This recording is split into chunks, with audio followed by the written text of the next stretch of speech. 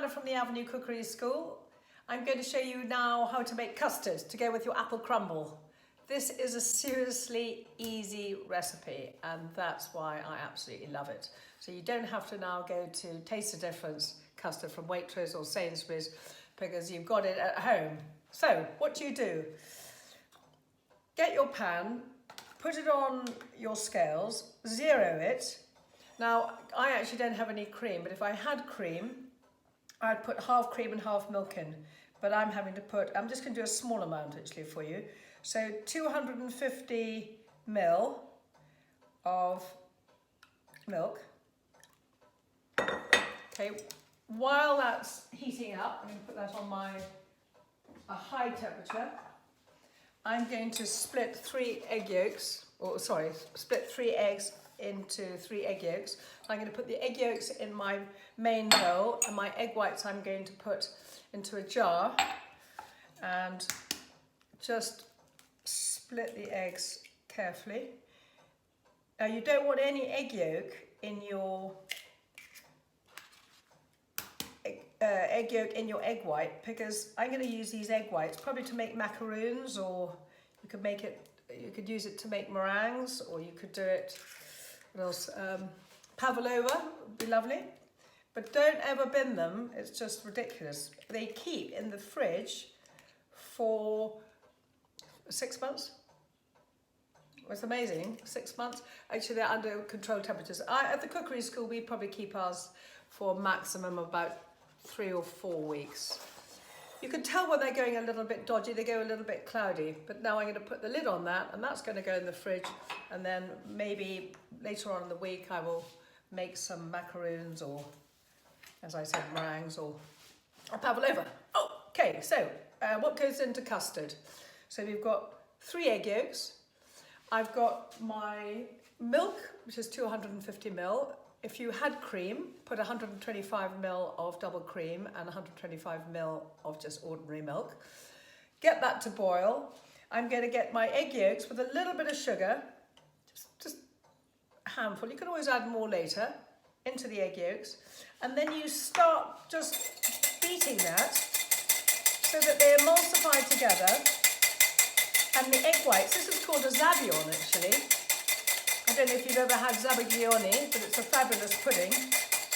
And it's just literally egg yolks beaten over bain-marie, and it all goes really fluffy, and you put sugar in it and a bit of masala. Anyway,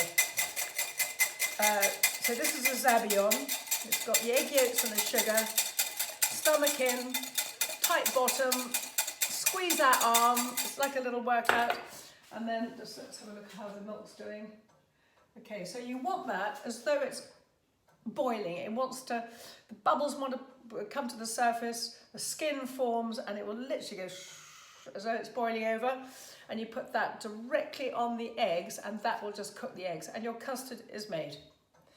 Now, if you want vanilla, I've actually got vanilla extract, which I love. Either you can use vanilla extract, but if you happen to have a pod, slit the pod along the middle, scrape out the seeds, chuck in the seeds and the egg yolk, and then put the pod into the cream and milk. Okay, and then as that heats, it will infuse the flavours into the milk. It always will need some extra top up with some extract. Don't buy the essence because it's all quite watery. The extract's the best. This is actually the best make that you could get. See how my milk's doing. Okay, nearly there. Okay, so I need a nice wooden spoon. Give a smell. You never know what you made it. You could have made a curry last night on it, and then you'll have a lovely curried flavoured custard lot. So whisk that. The yogurt's a bit temperamental, I think. And then to that, we're going to add the hot milk. It's very nearly there. Now, if you look at quite a lot of cookbooks, they say, I mean, if you look at the way to make custard from other cookbooks, it takes ages. This literally takes as long as it is to heat the milk, it is done. Mine's going to be not quite so rich as the one if you did with cream. cream and milk. Bubbles are forming on the top, skin's formed, it's about to rise. Then I'll show you. I don't know if you can see that, but that's really quite hot. So that goes directly on the eggs. Now you'd never do it the other way round. So remember, never ever put your eggs into a hot mixture. Do you know why? What happens? It curdles. Yeah. Now, if you, it's a little bit hollow sounding. It's a little bit thin. Do you see that? It doesn't really leave any sort of consistency on the back of the spoon. So what I'm going to do, oh, there's my bread rising, is I'm going to put it on a lowish heat, because the problem is with making custard, it will scramble. So if I put it on a high heat and I put it and it boils, you'll find that you'll get scrambled egg in there. So to prevent that, stir it all the time, go round the edges. Stir, stir, stir. So what I'm trying to do is to bring up the temperature of the milk.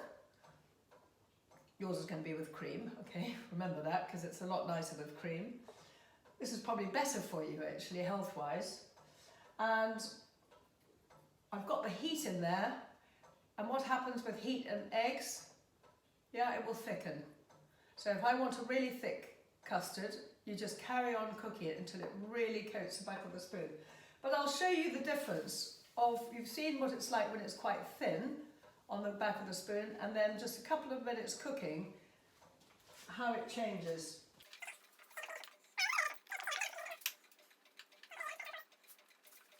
So what I can say is, so when you're making the custard, if you wanted to have a different flavour other than vanilla, you could put in brandy, Cointreau, orange zest. You could put chocolate in. Oh, chocolate in there would be. Oh gosh, I'm making a bit of a mess. Chocolate in there. The stitching time saves 9. Always clear up after you've spilt. Keep stirring all the way around the edge. This is quite a high heat, and I would suggest that you always use a non-stick pan if you've got one. If you haven't, don't worry about it, just as more work for you. Now, having split the eggs, what you can find is that with the egg yolk, there could be little tiny bits of egg white. So when you've made your custard and you've made it to the right thickness, we're going to sieve it just to get those little bits of cooked egg white out, so it's a lovely smooth custard. And then we're going to try it and see if it needs any more sugar, and then we're going to put a big dollop of vanilla in. Okay, so I've just cooked the custard for a couple of minutes and stirring really well. If you have a look, it's just a little bit thicker.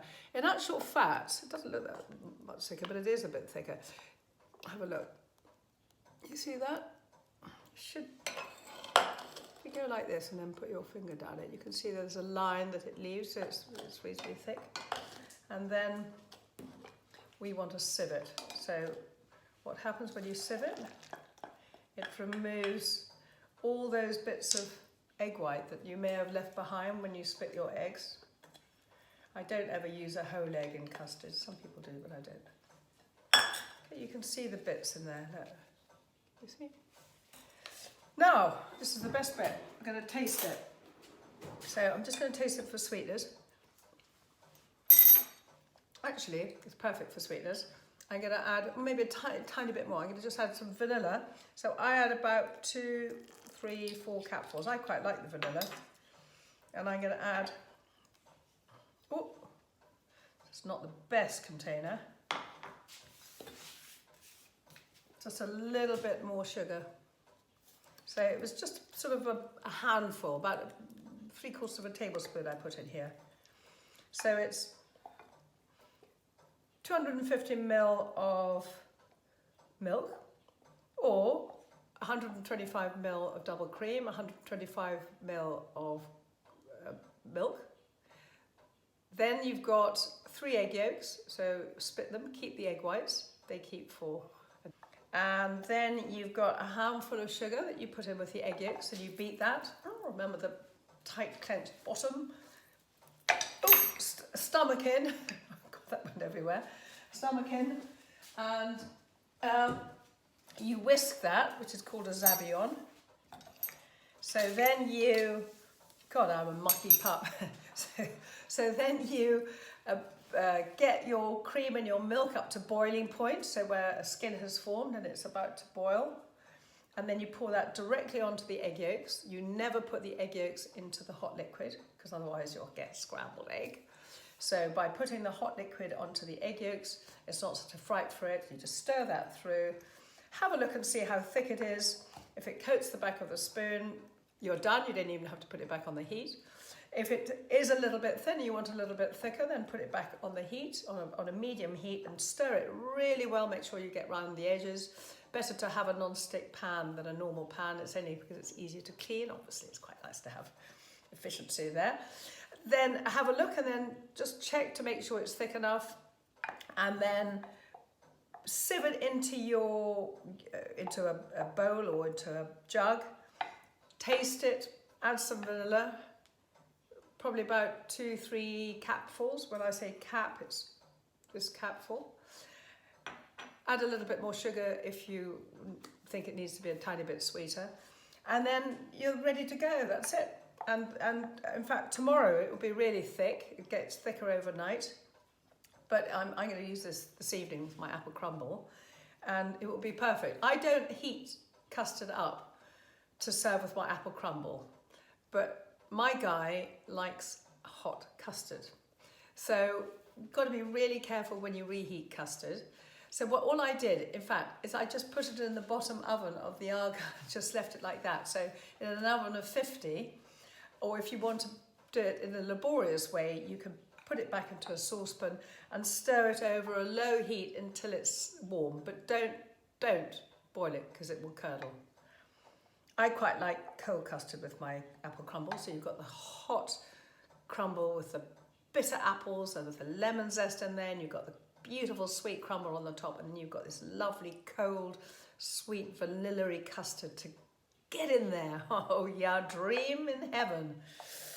Cool, that's it. And this will keep in the fridge for at least 5 days. It's fine, but I doubt it because I should think you'll eat it. I tend to drink it actually because I love it so much.